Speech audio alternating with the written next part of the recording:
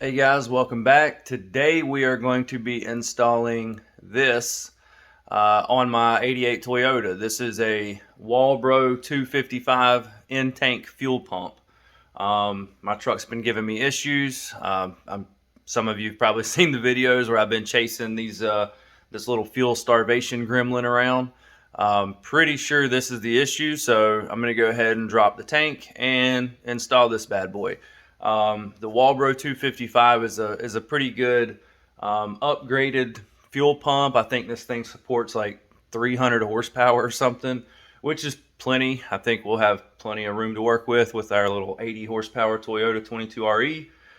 But it's made in the USA. It's a really good pump. I'm using them in a couple of the BMWs we got. So good pump. So let's get it installed.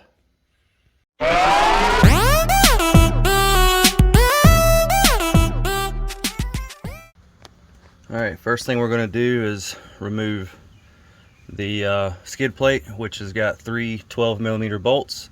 These could be different sizes on your model, depending on if your skid plate has been off or on before. I've seen a couple of these Toyotas where people use different size bolts and stuff, putting things back together, but on mine, this has never been off, and these are 12s. So there's three here, and I think there's three more on the back. Down there at that end. So I'm gonna get these off and then we'll expose the fuel tank. All right guys, simple enough. I got those bolts out. As you can see, one of them snapped off, so be prepared for that. There's really not much way getting around that. These things, especially if your truck is like mine and this has never been off. But to make the process easier, I got them soaking in some WD-40. So now let me show you the next part. If you can see it on camera there, I've got three more 12mm bolts on the front, and I've got three more 12mm bolts on the back. Now you'll also notice there's a drain plug here, so if you have a full tank of gas, you may want to go ahead and drain that out. But I kind of expected this to be coming, so last time I drove this truck, it was on E, and I put like 10 bucks in it. So it should only have just a few gallons in there, which is totally manageable, at least for me. So again, you may want to drain that out. And the easiest way to do that is actually loosen up the back bolts, like take them all the way out, put a jack under, like put a jack about right here, loosen or take those back bolts out, and then start loosening the front bolts and start letting it down with the jack so that the tank will actually tilt. It'll kind of tilt that way, which will put this at the lowest point, and then of course you can just drain it into a bucket. So next thing that I'm going to do, since I'm not going to be draining the tank, is I'm going to pull these 12s, 6 12mm, and I'm going to go ahead and get a jack under here and then pull those bolts out, and then we'll start lowering the tank. So let me get that done.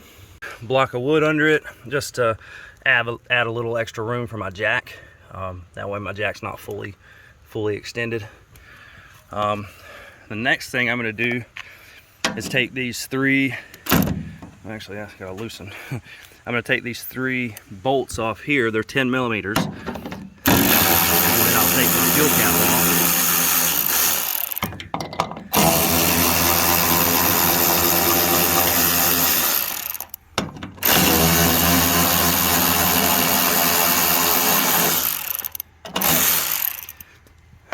And I don't know if you noticed it on camera, but the fuel filler already started to try to sink down.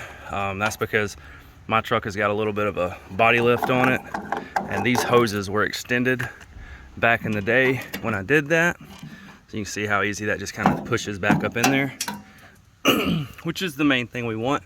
Now the other option you have is you can undo these hose clamps right here.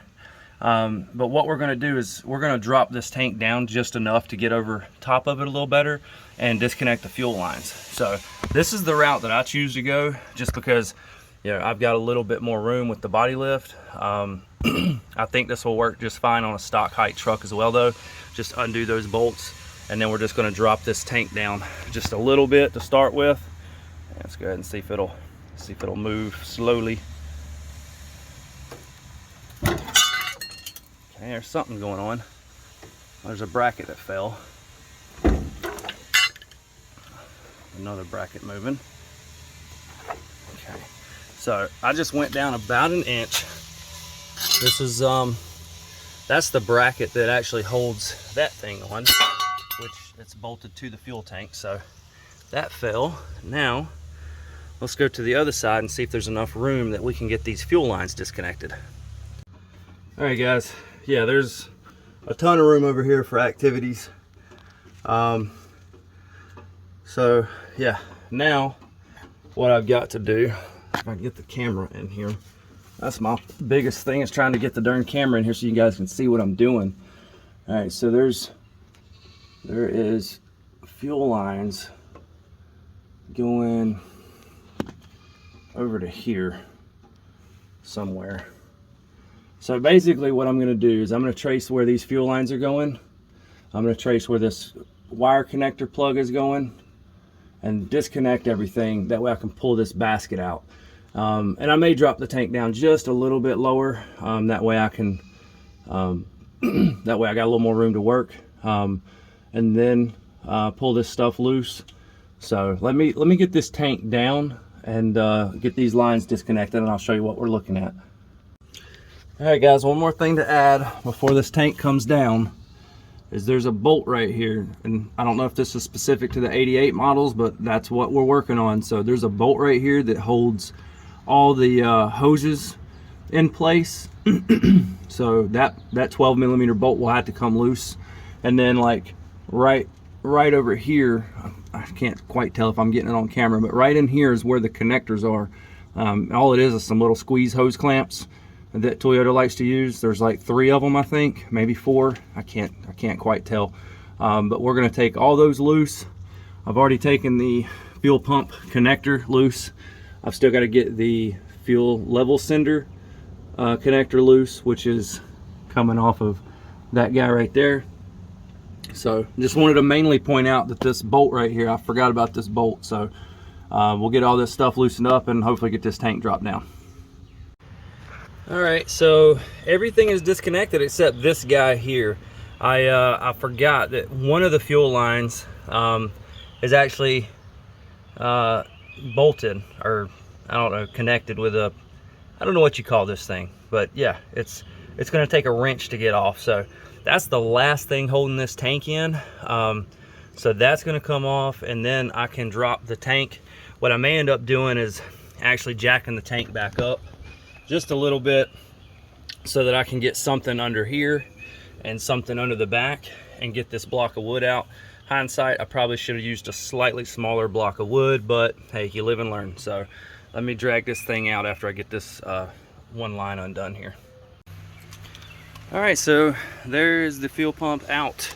So like I said, you got 3 lines here. 2 are just hose clamps. One's a one of them swivel connectors. This side does not spin. Keep that in mind. So I was treating it like a brake line, where the small side is the spinner one, but this side does not spin. Also on my truck, and probably yours, this is a 14 and the other end is a 19. So that's what it should be. I think maybe 3/4 conversion to standard if you guys don't have a 19. But everybody should have a 14 if you own a Toyota. And then this line here will have to come, or this nut here will have to come off. And then there are 1, 2, 3, 4, 5, 6, 7. Does that sound right? Yeah, 7, 8 millimeters. Looks like they're also Phillips headed, but we're going to be taking them off with the 8 millimeter. So let's, ooh, I would say, guys, I think I might have just found some of my problem right here. Look at that wire. Good grief. Yeah, that definitely would cause some issues. So it looks like I am going to be redoing that connector right there. Like, I'm just gonna maybe try to strip all that out and put in some fresh line. Wow, that's nuts. I bet it's probably more melted up in there too. Wow. Okay, either way, we're still going to put a Walbro in it, and then we'll fix this. So let me get this stuff pulled off, and I'll show you what it looks like outside of the tank. All right, guys, so quick size comparison. That is the original Toyota fuel pump. That's the one that came with the truck back in 1988. Never been changed. This is the new pump, so substantially smaller, but still should be an improvement. Again, this is a Walbro. This is, you know, this is newer technology, I guess. This is a 30-year-old technology pump. So we'll get all this stuff taken off and get the new one secured to the hanger, and then I'll dive into fixing the wiring issue. So all right, so there is the Walbro installed on the factory hanger. Probably not my best work, but I'm pretty sure that's about the same level that the other. Well, I might have lost a little bit of fuel capacity, but whatever. I don't let it run that low anyways. So either way, looks good there. I just threw a zip tie on it. I was gonna hose clamp it, but zip ties work just fine. I mean, they're not going anywhere. So the sketchiest part for me was trying to heat shrink these with a torch on something that's pretty much soaked in gasoline. That was a little nerve-wracking, but yeah, it seems to be in there pretty good. So the next thing we're going to move to is fixing this mess. So I've got just some red and black I'm going to use, and it looks like the white is my ground, so I'll replace that one with black. And I'm going to also go ahead and replace this blue one because I got a feeling that it's probably melted all up in there. So all right, so snip snip. All right, so the pump is back in the hanger and all that stuff. I did repair the wiring. The power wire looked pretty good, so I didn't mess with it because I really don't know how to change that. I don't know if I can change that, but I was able to snip it off and get a butt connector on it pretty easily. And then all new wire. I insulated this one and then insulated it again, so it's double insulated plus the the original insulation and all that stuff.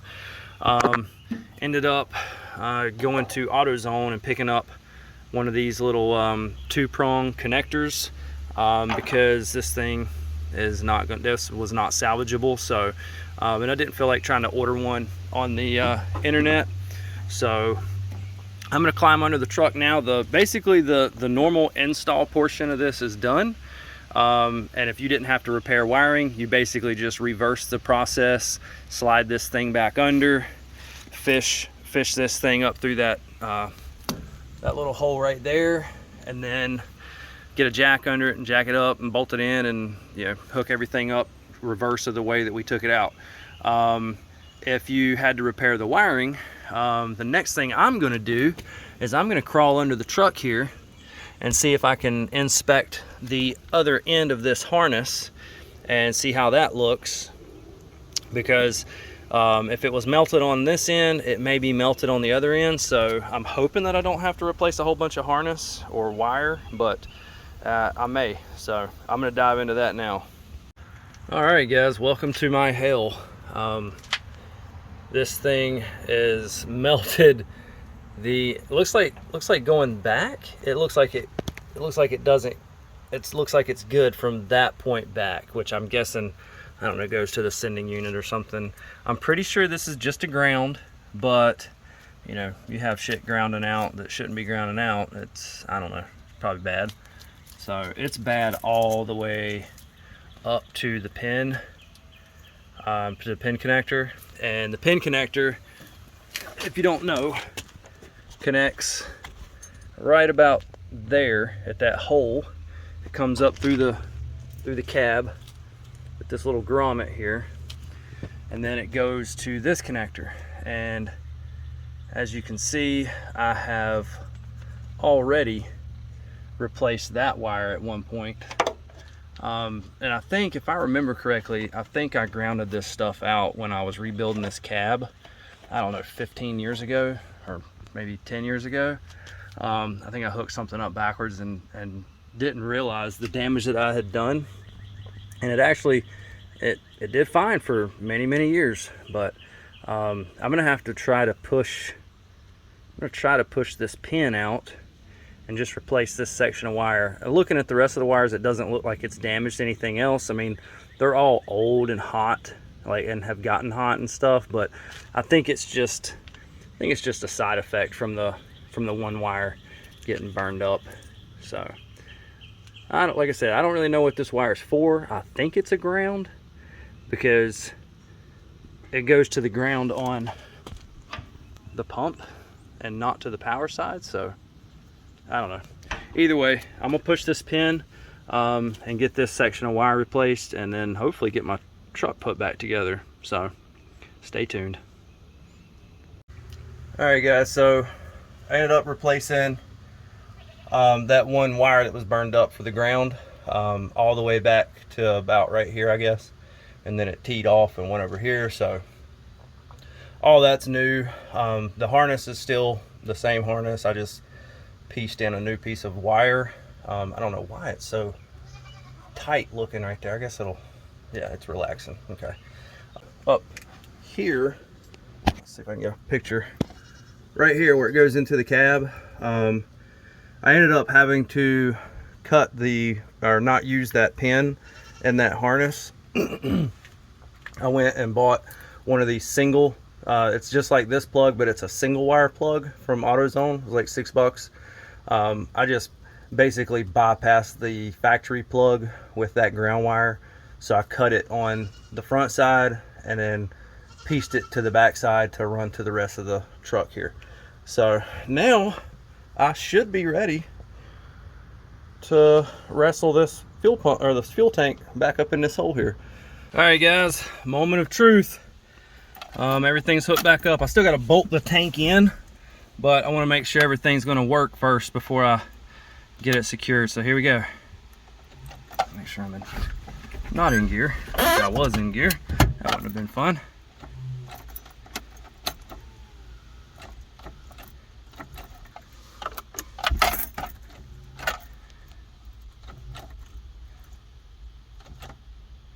Well, that's not good. Now the truck don't want to crank. Fuel pump's running though. I can hear it. Interesting. Let's maybe I gotta do this again. If you don't know what this is about, check out the video that I'll put right up here somewhere on this override switch.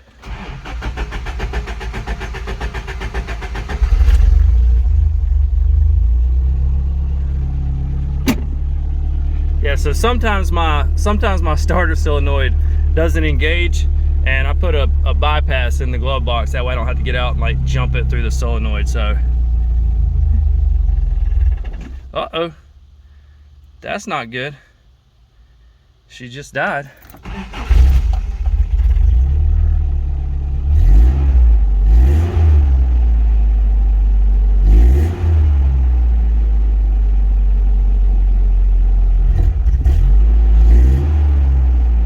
Not good, guys. I don't understand. I don't know, maybe it's got some air in the line. Let's just keep trying it.